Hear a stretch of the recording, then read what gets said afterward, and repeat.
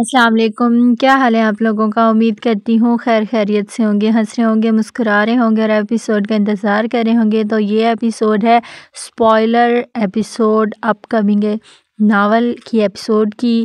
تو چلیں جی شروع کرتے ہیں۔ وہ سیاہ حویلی کا سیاہ رنگ کا گیٹ کھٹکھٹا رہی تھی۔ چوکیدار نے گیٹ کھولتے اسے اوپر سے نیچے تک گھورتے ہوئے دیکھا۔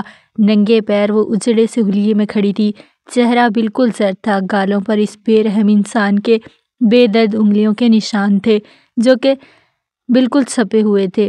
دل آویز خان کا گھورنا بنتا تھا۔ مجھے اندر آنے دو، میں تمہیں سب کچھ بتاتی ہوں۔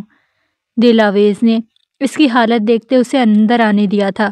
وہ لڑکھڑاتے قدموں سے چلتے وہاں پڑی ہوئی کرسی پر بیٹھ گئی تھی۔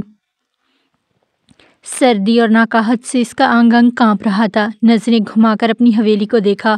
مورے بابا وہ سسکی لے کر رہ گئی تھی۔ 17 سال بعد وہ اپنی حویلی میں داخل ہوئی تھی، اپنے مورے بابا کے ساتھ اس حویلی سے نکلی تھی اور آج وہ بالکل تنہا واپس لوٹی تھی۔ وہ چاروں طرف دیکھتی مورے اور بابا پکارتی ہوئی روتی رہی اور حویلی کو دیکھتی رہی۔ چوکیدار اس کے سر پر آن کھڑا ہوا تھا، اسے مشکوک نگاہوں سے دیکھنے لگا۔ دیکھو بی بی، تم کون ہو؟ سیدھی طرح سے مجھے بتاؤ۔ خان نے کسی بھی غیر کا اندر آنا بالکل سختی سے منع کیا ہے۔ تم عورت ذات تھا اس لیے تمہیں اندر آنے دیا۔ وہ سختی سے اسے استفار کر رہا تھا۔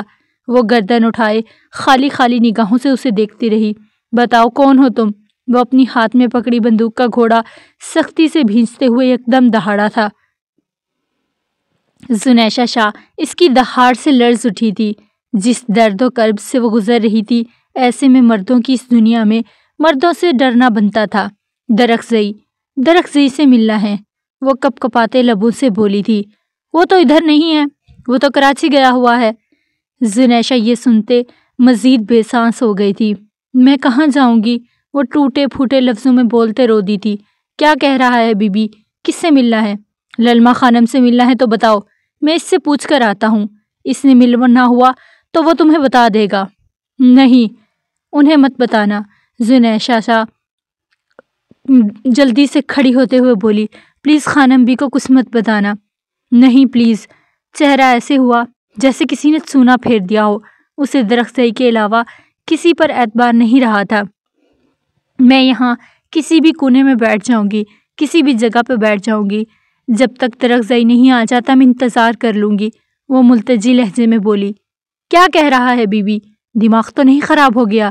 ہم ایک انجان عورت کو یہاں کیسے رکھ سکتا ہے؟ وہ بھی حویلی کا عورتوں کو بغیر بتائے۔ اوپر سے باہر اتنا سردی ہے، جاؤ بی بی، خود پر رحم کرو۔ وہ زنیشہ کی چھوٹی سی چال میں دیکھتے ترہم امیز لہجے میں بولا تھا۔ اسے بھی زنیشہ شاہ پر رحم آ گیا تھا۔ سردی اتنی تھی کہ وہ خود بھی 2 کوٹ پہنے ہوئے تھا، آگ جلا کر بیٹھا ہوا تھا، لیکن سردی پھر بھی کم نہیں ہو رہی تھی۔ ٹھیک ہے، زنیشہ اپنی آنکھیں مسلتے گیٹ سے نکل آئی تھی۔ للما خانم پر اسے اعتبار نہ رہا تھا۔ تبریز خان بتا چکا تھا للما خانم کا اس سب میں کوئی بھی ہاتھ نہیں تھا، پھر بھی وہ اس وقت کسی پر اعتبار نہیں کر پا رہی تھی۔ اس وقت بھی وہ کمزور سی پریوش تھی۔ زنیشہ شاہ اس نیلی آنکھوں والے مرد نے رہنے ہی نہیں دیا تھا۔ وہ اپنی آنکھیں چادر سے صاف کرتے حویلی کے ساتھ ایک خالی جگہ پر ایک گھنے سے درخت کے نیچے بیٹھ گئی تھی، ٹھنڈی زمین پر بیٹھ گئی تھی۔ اگر پریوش 17 سال پہلے اس قیامت رات میں سروائیو کر سکتی ہے تو آج بھی کر سکتی تھی۔ لالا آ جاؤ، اس سے پہلے کہ تمہاری پریوش مر جائے۔ وہ جیسے گڑ گڑا کر دعا مانگ رہی تھی۔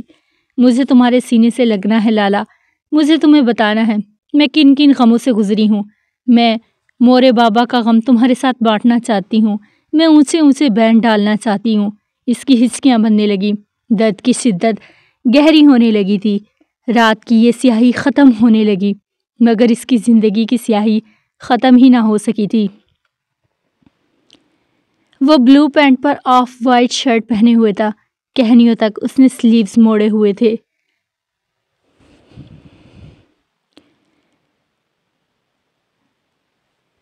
نشیلی آنکھیں سرخی مائل تھیں، بال بے ترتیبی سے پیشانی پر بکھرے ہوئے تھے، ایسا لگتا تھا کہ برسوں سے سویا ہی نہ ہو۔ اس کی بھاری قدموں کی چاپ کسی کو اپنے دل پر پڑتی ہوئی محسوس ہوئی تھی۔ وہ اس کے پاس سے گزرتا آگے چلا گیا تھا۔ عنایہ نے اپنی دھڑکنوں پر ہاتھ رکھا تھا۔ وہ کتنی دیر تک مجسم کھڑی رہی۔ درخزئی، عنایہ کے لبوں نے بے آواز جنبش کی۔ اب اس کے لب دیوانہ وار درخزئی کی مالا جپ رہے تھے۔ وہ یکدم مڑی تھی۔ وہ ابھی بھی وہیں کھڑا تھا۔ شاید وہ کسی سے فون پر بات کر رہا تھا۔ اس کی چوڑی پشت عنایہ کے سامنے تھی۔ وہ گہرے گہرے سانس لیتے درخزئی خانزادہ کو دیکھ رہی تھی۔ اس نے درخزئی خانزادہ نے اس کو نہیں دیکھا، مگر اس ستمگر کی خوشبو تو وہ محسوس کر ہی سکتی تھی۔ وہ اسے ہی دیکھ رہی تھی۔ اس نے وہی تیز کلون جو اس مرد کی پسندیدہ تھی، وہی خوشبو اس کے اعصابوں پر ہمہ وقت سوار رہتی تھی۔ وہی خوشبو آج بھی عنایہ پاشا کے بدن سے پھوٹتی تھی۔ عنایہ کے قدم کسی طلسماتی سحر کے اثر اس کی طرف آہستہ آہستہ بڑھنے لگے۔ وہ بھول ہی گئی تھی کہ وہ اسی ستمگر سے بچنے کے لیے در بدر تھی۔ وہ ایک بار اس دشمن جان کو دیکھنا چاہتی تھی۔ آنکھیں ترس گئی تھی۔ ایسا لگتا تھا صدیاں گزر گئی ہوں۔ اس کی آنکھوں نے خوبصورتی دیکھی ہی نہ تھی۔ وہ اس کی طرف بڑھتے بڑھتے روبوٹک انداز میں بڑھ رہی تھی۔ ایسے لگتا تھا جیسے کسی نے اس پر زہر پھونک دیا ہو۔ وہ اپنے قابو میں نہ رہی تھی۔ ایک ہی تمنا اس ستمگر کو دیکھنے کی، اس عالم شان مرد کو چھونے کی۔ وہ اپنی دھڑکنوں کو مٹھیوں میں دبوچے اس کی طرف بڑھتی جا رہی تھی۔ او خدایا، یہ تو درخزئی خانزادہ ہی تھا۔ اس کا درخزئی، وہی مرد جس پر وہ دل و جان سے مرتی تھی، وہی مرد جس کی آتی جاتی سانسوں کا ضمانت تھا۔